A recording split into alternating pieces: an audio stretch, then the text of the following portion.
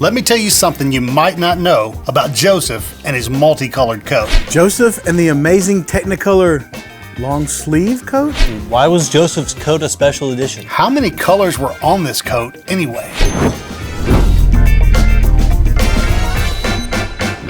This is Flannel Board Friday. Our job here is to take some of the stories you learned in Sunday school and fill in the gaps with what Scripture has to say that didn't quite make it into the story. When it comes to Joseph and his coat, this is how the story is normally told. Joseph was the youngest of 12 brothers born to Jacob, who was also called Israel. The Bible tells us that Israel loved Joseph more than any of his other sons, and he made him a coat of many colors.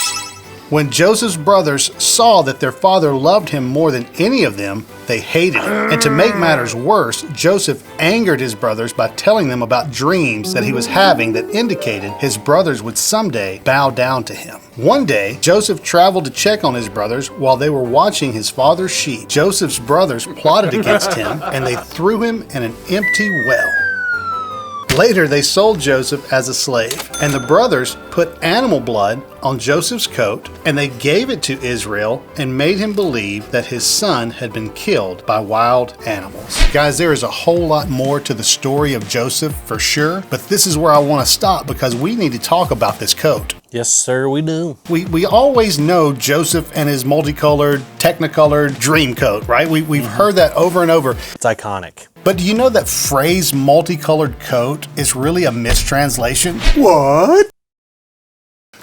The Hebrew phrase for coat of many colors really means coat with long sleeves. The reason that our English translation says multicolored coat is because it's a mistranslation because of what the Septuagint, which is the Greek version of the Old Testament, was translated by Latin into the Latin Vulgate, Right. which rendered this as a coat made of many pieces. So when it gets translated that many times, it loses some meaning. And so what they ended up with was saying, well, if it's made out of many pieces, it must be a patchwork coat, so it must be a coat of many colors. Oh. But I think it makes way more sense for it to be a coat with long sleeves, Joseph. Well, that's because in that time, the guy with the long sleeves was the head honcho. The boss. The boss man. He was the guy who had all the info. Apparently, he could store paperwork in the sleeves because they didn't have pockets, so they just stuffed it in their sleeves. Why? I don't know. The brothers weren't necessarily mad at Joseph because he had a cool colored coat that they didn't have, but because Israel gave Joseph the role of boss over all his older brothers. And you could see how that tension would play out. That one mistranslation has created, generations of incorrect understanding of every single person in Sunday school heard Joseph and the multicolored coat. There's a musical, Joseph and the Technicolor Dream Coat. There's t-shirts and figurines and all kinds of things, all based around a multicolored coat. And none of that stuff is correct. If the coat can be mistranslated,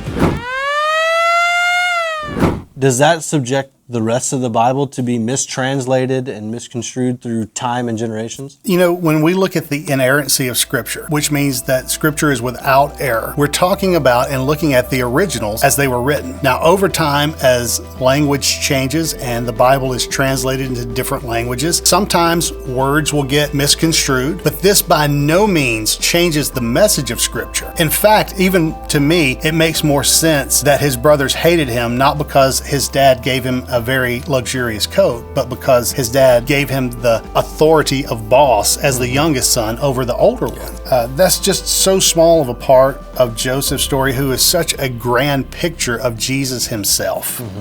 Whose brothers hated him, cast him away, yet he loved them and brings salvation to them. When we look at our scriptures, don't ever think that the Bible is not inspired or that it has these kind of errors that would change it, because it doesn't. The only errors that you will ever find are man-made errors of punctuation and maybe something that's lost from language to language. But thank you for being with us here, Flannel Board Friday. I hope that you learned something today that maybe you didn't before. Now, you do not want to miss next week when we talk about a guy who walks through halls of Jell-O. I don't think that's right.